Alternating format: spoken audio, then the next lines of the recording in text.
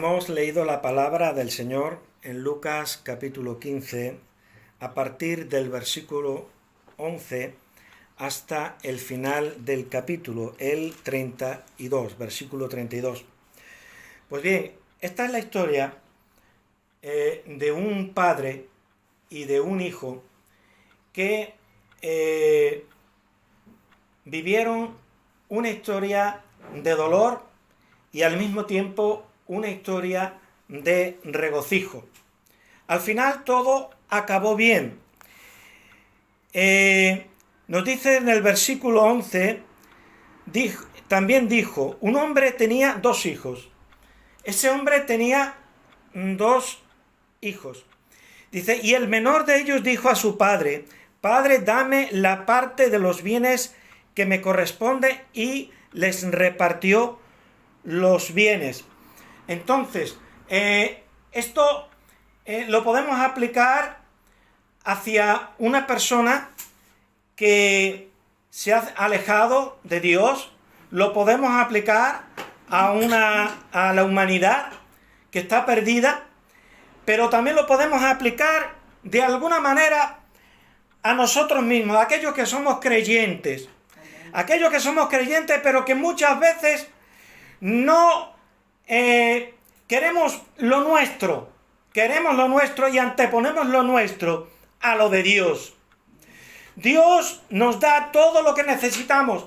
En el Señor lo tenemos todo. Amén. Pero muchas veces nosotros queremos vivir la vida a nuestra forma, a nuestra manera. Y queremos la parte que nos interesa, la parte de Dios que nos interesa. ¿Y qué dice? Le dijo el menor de ellos a su padre, Padre, dame la parte de los bienes que me corresponde, y les repartió los bienes.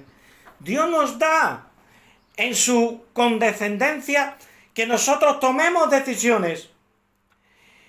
En su condescendencia, en su voluntad permisiva, y actúa con nosotros así, para que nosotros maduremos, para que nosotros seamos conscientes y cojamos responsabilidad respecto de las decisiones que tomamos. Dice el versículo 13, no muchos días después, juntándolo todo, el hijo menor se fue lejos a una provincia apartada y allí desperdició sus bienes viviendo perdidamente. Qué pena de que muchas veces nosotros estamos perdiendo nuestro tiempo. Estamos dedicando nuestro tiempo como creyentes a cosas que no nos aportan nada, espiritualmente hablando. Que lo que hacen es desviarnos del Señor, que nos desvían de sus cosas. Y entonces es como este joven que tomó los bienes que había recibido del Padre, se fue lejos y vivió perdidamente. Nosotros no llegamos tan lejos, pero sí que es verdad que muchas veces rompemos esa comunión íntima con el Señor. Y ya nuestra vida se vuelve una vida de costumbre, una vida religiosa. Bueno, tenemos que tener el devocional por la mañana, hacemos la lectura, leemos el pensamiento, hacemos nuestra oración y bueno, ya hemos cumplido hasta mañana. Vivimos muchas veces una vida de costumbre, vivimos una vida, como por decirlo así, de rutina. Tenemos que romper esa vida de rutina para vivir una vida intensa de comunión con el Señor. Amén. Y muchas veces nos metemos en la televisión a ver cosas que nos entretienen y estamos perdiendo nuestro tiempo y nos estamos contaminando de cosas que no nos edifican, que están restando a nuestra vida de comunión con el Señor. Tal vez no sea pecado, pero sí que es verdad que nos están restando. Nos están restando en nuestra vida de intimidad con el Señor. Dice el versículo 14, y cuando todo lo hubo malgastado, vino una gran hambre en aquella provincia y comenzó a faltarle. Y cuando todo lo hubo malgastado, entonces muchas veces el Señor permite que nos alejemos de Él y entonces permite que venga una crisis en nuestra vida. Porque cuando nos estamos alejando del Señor y todo nos va bien en el plano económico, en el plano de nuestras relaciones como esposos, como esposas, como amigos, y no nos falta ninguna de nuestras comodidades y tenemos buena salud, entonces resulta de que nos podemos acomodar. Y cuando nos acomodamos, entonces se enquista en nuestra vida esa vida en la cual de manera muy sigilosa, de manera muy sutil, le hemos dado la espalda a Dios. Entonces el Señor permite que vengan crisis a nuestra vida. El Señor permite que pasemos por momentos difíciles, por alguna dificultad. Y entonces, ¿por qué el Señor permite eso? El Señor lo permite para que reaccionemos y volvamos a Él. Porque el joven, mientras no le faltó de nada, no buscó a su padre. Pero cuando entró en esa crisis de carencia, entonces sí. Entonces volvió en sí, dice la palabra del Señor, y retornó a la casa de su padre. Dice, y cuando todo lo hubo malgastado, vino una gran hambre en aquella provincia y comenzó a faltarle. Y fue y se arrimó a uno de los ciudadanos de aquella tierra, el cual le envió a su hacienda para que apacentase cerdos. Muchas veces los creyentes, yo he visto a creyentes que han acabado apacentando los cerdos de la vida, que han acabado malamente, que han acabado con una ruina espiritual y física, que han permitido que el pecado gobierne sus vidas y su salud, su propia salud, sea quebrantada. No podemos permitir, hermanos queridos, que resbalemos de esa manera hasta llegar hasta ese punto.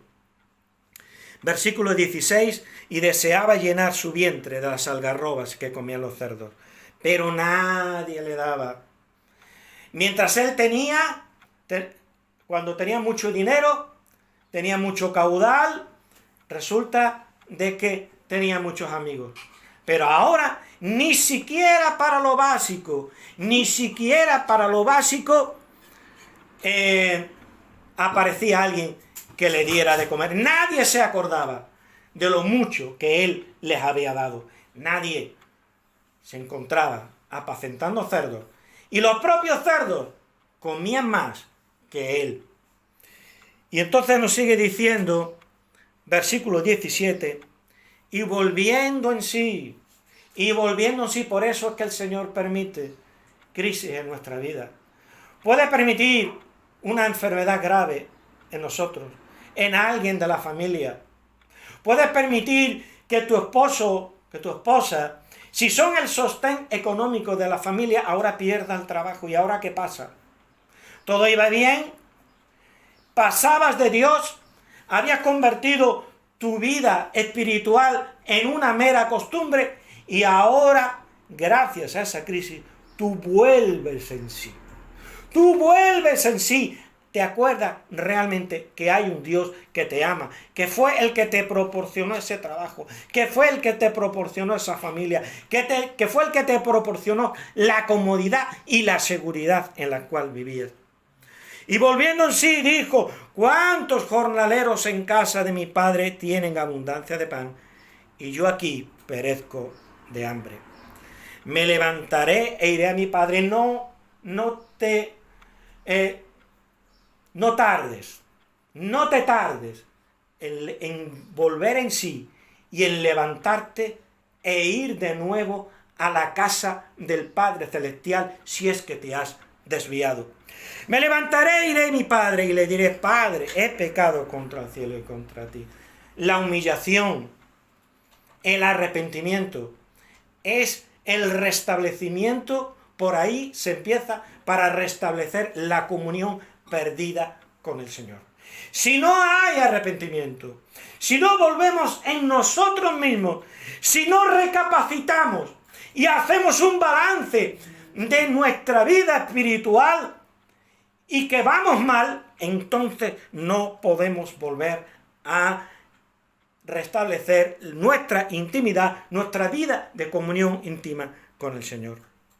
Me levantaré e iré a mi Padre y le diré, Padre, he pecado contra el cielo y contra ti. El arrepentimiento es el principio de la restauración en la vida de todo cristiano que se ha apartado de los caminos del Señor. Versículo 19, ya no soy digno de ser llamado tu hijo. Hazme como a uno de tus jornaleros. Y levantándose vino a su padre, y cuando aún estaba lejos, lo vio su padre, y fue movido a misericordia. Que no te quepa la menor duda de que el Señor no te ha olvidado. Tú te olvidaste del Señor. Tú empezaste a vivir la vida a tu forma, a tu manera. Te convertiste en una especie de religioso y estabas apartado del Señor. Pero no creas de que el Señor te había abandonado. No pienses de que el Señor no se acordaba de ti y deseaba profundamente que volvieras a esa vida de intimidad con Él. Y levantándose vino a su padre, y cuando aún estaba lejos, cuando aún todavía tú estabas lejos y no habías recapacitado, dice, lo vio su padre. El Señor nos ve. El Señor nos ve, el Señor no está lejos de nosotros. Dice, y fue movido a misericordia. Dios tiene un corazón compasivo, lleno de amor, lleno de misericordia para con tu vida. No olvides nunca esto, en medio de cualquier crisis por la cual estés pasando. Dice, y corrió, y se echó sobre su cuello, y le besó. El Señor te va a tratar con el amor que lo caracteriza. Porque el apóstol Juan nos dice en su primera epístola, Dios es amor. Dios es amor. Es como si dijera, Dios está hecho de amor. Está hecho. Igual que nosotros estamos hechos de carne. Dios está hecho de amor. Dios es amor. Entonces, no dudes. No dudes en volver a restablecer tu comunión con el Señor. No pienses, porque el diablo y tu carne te dirán, no, Dios tiene que estar muy enojado contigo, porque has sido un carnal que te has desviado de los caminos del Señor. No. La palabra de Dios lo dice bien claro. Y fue movido a misericordia, y corrió y se echó sobre su cuello, y le besó. Y el hijo le dijo, Padre, he pecado contra el cielo y contra ti. Ya no soy digno de ser llamado tu hijo. Amén. Aquí vemos el fruto del arrepentimiento. Cómo este hombre estaba dolido, compungido por el mal que había hecho. Si él hubiera podido volver atrás y tener esa herencia, no la hubiera despilfarrado. Es más, ni siquiera le hubiera pedido la parte de la herencia que le correspondía. Dice, pero el padre dijo a sus siervos, sacad el mejor vestido. El Señor te va a tratar con mucho amor, con mucha misericordia, y te va a dar lo mejor. Todo lo que el diablo y tu carne y tu necedad te ha arrebatado, el Señor te lo va a restituir. Amén. Sacad el mejor vestido y vestidle, y poned un anillo en su mano y calzado en sus pies, y traed el becerro gordo y matadlo, y comamos y hagamos fiesta. Hay más regocijo en el cielo por un pecador que se arrepiente, aun cuando es cristiano y se ha desviado de los caminos del Señor, que por 99 justos que no necesitan de arrepentimiento. El Señor los bendiga, hermano. Recordemos, el Señor te ama Y si de una manera incluso sutil te has desviado de los caminos del Señor, no dudes en volver, no dudes en restablecer esa comunión íntima con el Señor. Amén. Señor les siga bendiciendo. Amén.